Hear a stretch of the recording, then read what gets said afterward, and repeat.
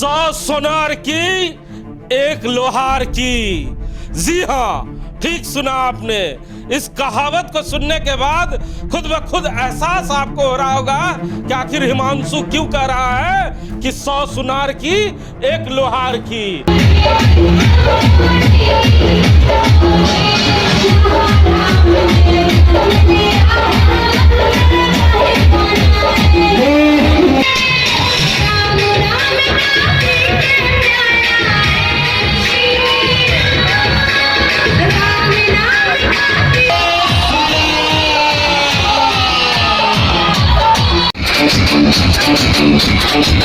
तस्वीरों को देखने के बाद आपको एहसास हो गया होगा कि मेरी बातों में कितनी सच्चाइयां हैं। आज से ठीक 2 दिन पहले श्री राम भगवान के जन्म उत्सव को तमाम बोकारो वासियों ने धूमधाम से मनाया था और 30 तारीख को तमाम बोकारो स्टील सिटी के गली कूचों में हर जगह पर युवाओं ने अपना शक्ति प्रदर्शन दिखाया था, अपने कर्तव्य को दिखाया था, जिसे पूरे झारखंड ने देखा था। लेकिन जब चास की गलियों में मातृशक्ति ने अपने कदम को रखा और तमाम महिलाओं ने शक्ति प्रदर्शन किया और रामनवमी में जब तलवार लेकर आगे निकली, तो जब इन महिलाओं को तमाम लोगों ने देखा तो कहा 100 सोनार की एक लोहार की।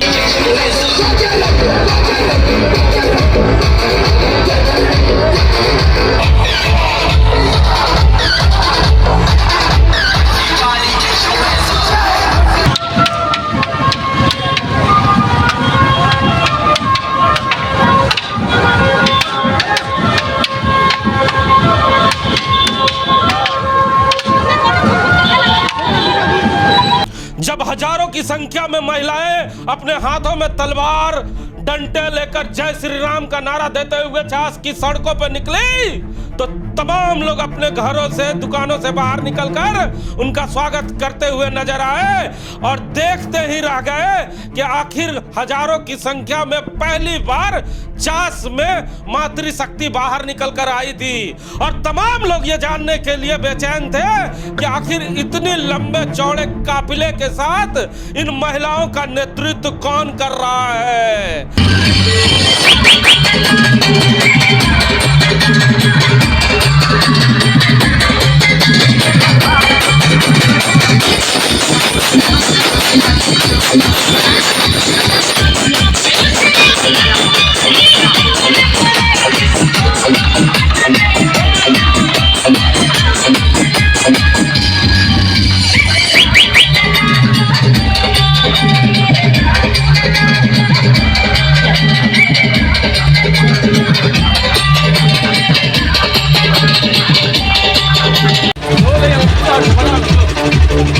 जी हाँ, ठीक समझ रहे हैं आप। ये वही रितु रानी सिंह है जो भारतीय जनता पार्टी के कद्दावर नेता है, लोकसभा की प्रत्याशी है और मेयर चुनाव भी लड़ चुकी है और वर्तमान में चास से मेयर की उम्मीदवार भी है।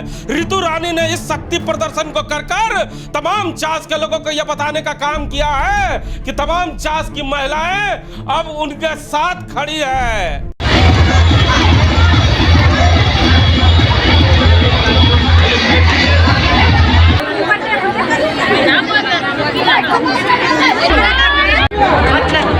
कुछ लाल भी ले लीजिए ना, पानी मिला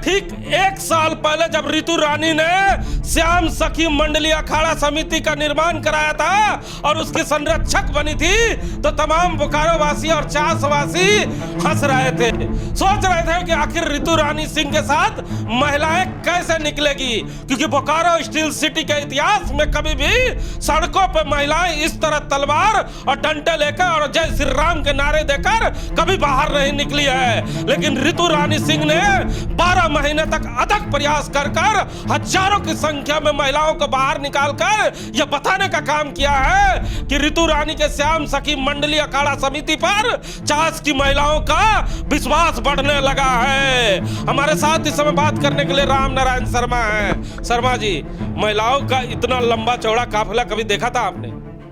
नहीं, बिल्कुल नहीं। चास बोकारो के इतिहास में तो आप और हमने भी लंबे समय से पत्रकारिता के दौर से ही देख रहे हैं कि इस तरह महिलाएं विश्वास के साथ, हाथों में लाठी, महावीरी ध्वज और जयकारे के साथ, जोश जुनून के साथ सड़क पर एक साथ इतनी बड़ी संख्या में कभी नजर नहीं आई। लेकिन कहा जाता है ना कि जब नेतृत्व क्षमता पर आदमी को विश्वास और भरोसा होता है तो इस तरह के दृश्य और इस तरह के जो ऐतिहासिक पल है वो लोगों को दिखते हैं। और चास में लगातार पिछले साल थोड़ी संख्या कम थी, लेकिन दूसरे वर्ष इस बार इन्होंने दिखा दिया है कि महिलाएं अब चूल्हा चौका के अलावा, चाहे भगवान श्री राम का जन्मोत्सव हो या कोई भी बड़ा महोत्सव हो, ये भी उसी अंदाज में हमारे साथ कदम से कदम मिलाकर आगे आएंगी और भगवान हो या किसी भी अनुष्ठान में अपने एहसास को लोगों को एहसास दिलाने का काम करेंगे। रितु रानी के इस काफिले में किन किन लोगों ने उनका हौसला बढ़ाने का काम किया,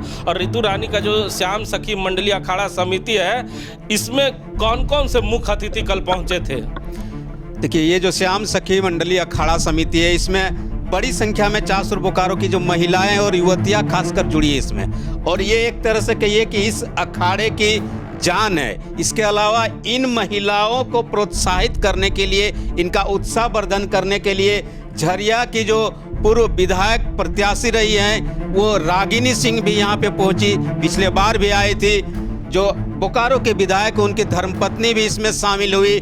चास नगर निगम के अपर नगर आयुक्त की पत्नी वंदना सिंह भी इसमें शामिल हुई। इस तरह कई नामचीन महिलाओं ने खुद उपस्थित होकर, ये जो महिलाएं हाथों में महावीरी ध्वज लेकर निकली, उनका उत्साहवर्धन करने के लिए चास की गलियों में आई थी।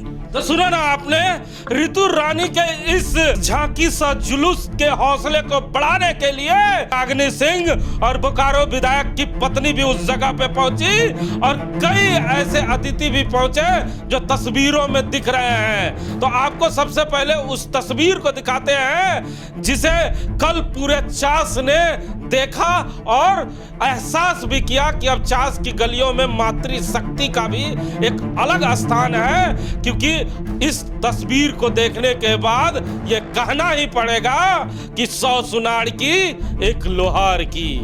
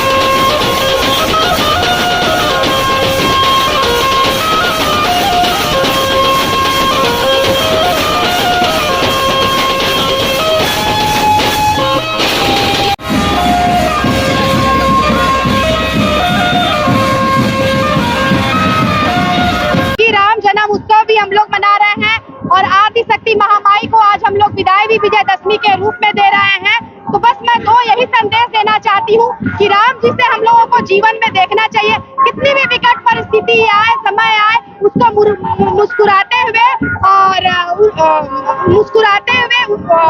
जीवन में जो भी संघर्ष हो उसका सामना करना चाहिए।